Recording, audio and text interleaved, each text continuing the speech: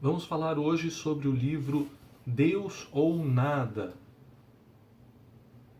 do cardeal Robert Sarah e do entrevistador Nicolas Diat. Nicolas Diat é um escritor especialista em segredos do Vaticano. E o cardeal é atualmente presidente da prestigiosa Congregação para o Culto Divino e a Disciplina dos Sacramentos. Ele nasceu na Guiné em 1945 e trabalha hoje lá no Vaticano. O livro tem 366 páginas e está dividido em 10 capítulos. Ele vai nos trazer a entrevista do Nicolas Diat, junto ao cardeal, para questionar diversos pontos a respeito da igreja, a respeito do ponto de vista do cardeal, de temas polêmicos, temas antigos, temas novos, a respeito dos papas, a respeito dos valores morais e das dificuldades que a igreja vem enfrentando nos últimos anos. O entrevistador também vai nos falar que o cardeal é um homem que guarda muitos valores que ele traz da infância na África, valores bons, como a humildade, a docilidade, trabalho como forma de realização e também a bondade, a existência da bondade de Deus. O início do livro vai nos contar a história do cardeal, sua vida no interior da Guiné. Era uma aldeia que ficava aproximadamente 500 quilômetros da capital, bastante isolada. E também o seu contato com as religiões antigas existentes na África, onde eles cultuavam vários deuses, tinham que fazer oferendas para os espíritos e tudo mais. Em meio a esse ambiente, ele ingressou na igreja junto aos seus estudos, muito novo, e começou a se dedicar bastante e mostrar bastante interesse em relação a tudo o que acontecia na igreja. Com o passar do tempo, os padres perceberam isso e quando chegou aos 11 anos de idade, foi-lhe aconselhado por um padre para que ele ingressasse no seminário de formação de sacerdotes. Ele ficou muito feliz e foi avisar, né, seus pais. Ele era filho único. Primeiro ele avisou a sua mãe, depois o pai, mas os mesmos tiveram uma reação parecida. Eles falaram: não, você deve estar enganado. Como que você vai ser padre? Isso daí não acontece. Os padres são brancos. Não tem como você chegar, estudar, ser padre. Você deve ter entendido equivocadamente as palavras do padre lá. Daí ele falou que não, que era isso mesmo. Daí eles conseguiram perceber, depois de muita conversa, que era verdade. E claro que eles aceitaram com uma mistura de alegria e tristeza, porque alegria de ver o filho poder estudar e tristeza, pois ele não estudaria ali naquela cidade, ele teria que ir para um outro país, para a Costa do Marfim. Então ele ficaria uma boa parte do ano longe dos seus pais. Avançando um pouco mais na história, teve que ir de navio para a Costa do Marfim, passou algumas dificuldades no navio, porque eles tinham que ir no porão, e naquela época as condições, se hoje as condições já são complicadas, imagina naquela época as condições no interior lá da África. Mas ele foi, se dedicou, passou grandes dificuldades, mas conseguiu avançar nos seus estudos. Já mais adiante, depois dele formado, a gente tem a história dele atuando em Conakry, que é a capital da Guiné.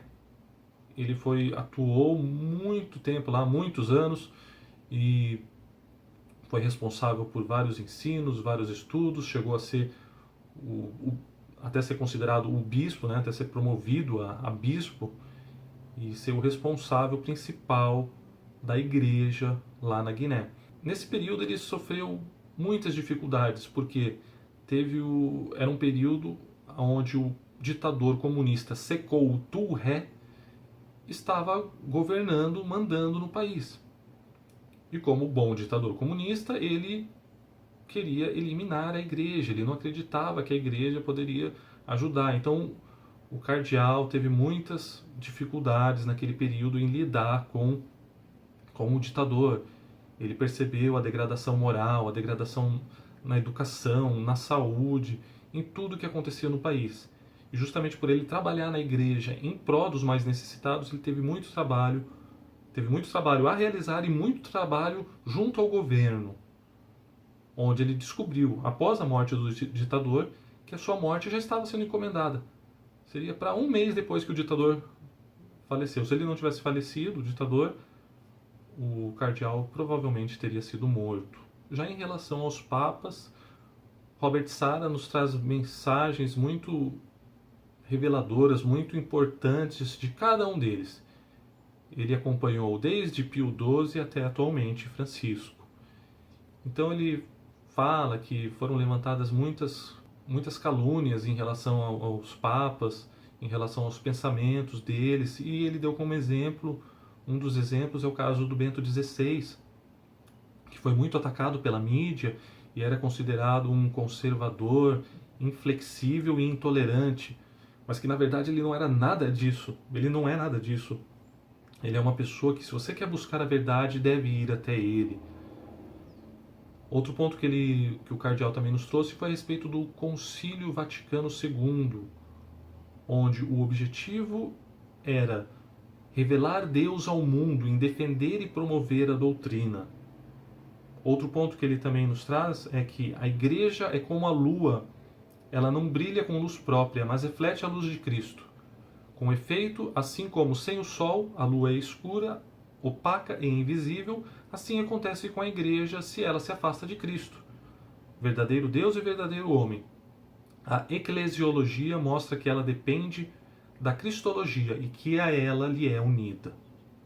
Outro ponto importante é que ele falou que após o Concílio Vaticano II houve uma falta de entendimento de alguns sacerdotes em relação a como conduzir as missas, as liturgias. E com o passar do tempo, isso foi se aprofundando, onde Deus não era mais o foco dessas missas. Eles começaram a deixar Deus de lado, e esse não era o propósito. Então é um ponto que ele ressaltou bastante. Já em relação aos valores morais, a falta de crença em Deus e o aumento da crença no materialismo e nas satisfações mundanas estão cada vez afastando mais o homem de Deus e da igreja.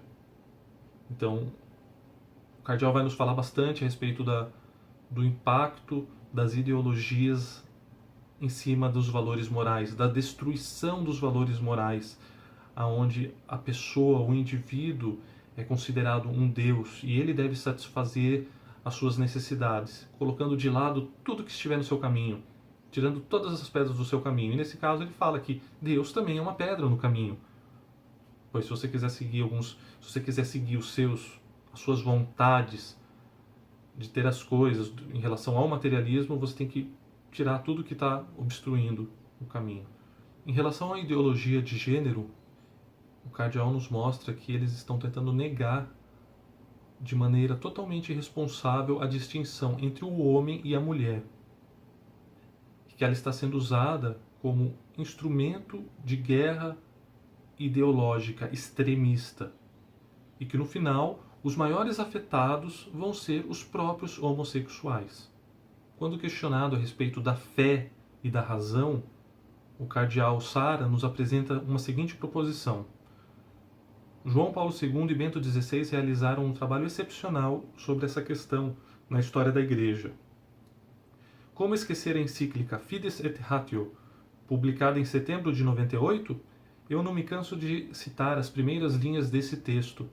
A fé e a razão, Fides et Ratio, constituem como que as duas asas pelas quais o espírito humano se eleva para a contemplação da verdade.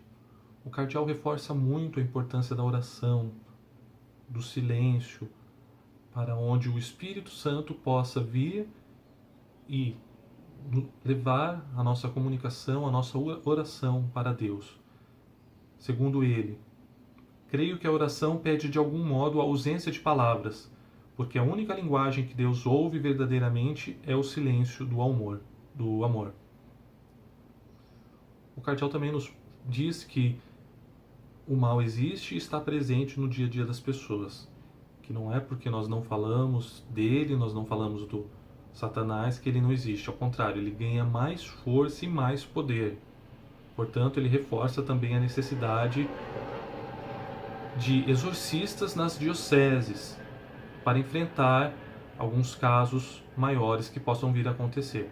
Se você quiser saber mais sobre isso, vocês podem procurar o vídeo que eu gravei sobre o livro Reféns do Demônio. Chegando na parte final do livro, teremos a mensagem do objetivo do Papa Francisco, que é trazer o Evangelho para cada indivíduo na sociedade, mostrando qual é a verdade em relação à Igreja, aos bispos, à liturgia, e não dar crédito para ideias que as pessoas fazem a respeito desses temas. O cardeal também vai nos mostrar que ele tem um grande trabalho a realizar na África, pois lá a implantação da globalização, das ideologias ainda não está completamente realizado. Lá ainda as famílias seguem os valores tradicionais, seguem a glória a Deus, frequentam a igreja com amor, seguem todos esses valores. E ele tem que tentar manter isso ainda lá para não ser infectado por essas ideologias que tentam acabar com os valores do mundo. E por fim ele nos deixa uma mensagem que muitas vezes não sabemos qual caminho a seguir, mas que nós nunca estamos só. Deus sempre nos guia em relação à perfeição, em relação à santidade, em relação a entender qual é a nossa vocação própria, que cabe a nós distinguirmos o que está sendo dito e seguir esse caminho de Deus. As notas que eu dei para o livro, em relação à facilidade da leitura, eu dei 4 estrelas, conhecimento 4 estrelas e entretenimento 3 estrelas, com uma nota final de 4 estrelas.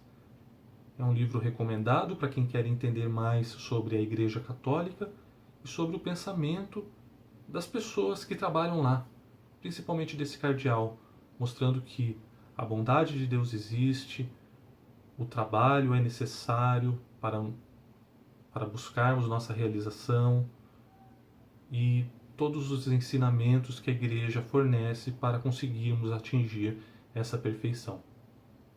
Um grande abraço a todos e até o próximo vídeo.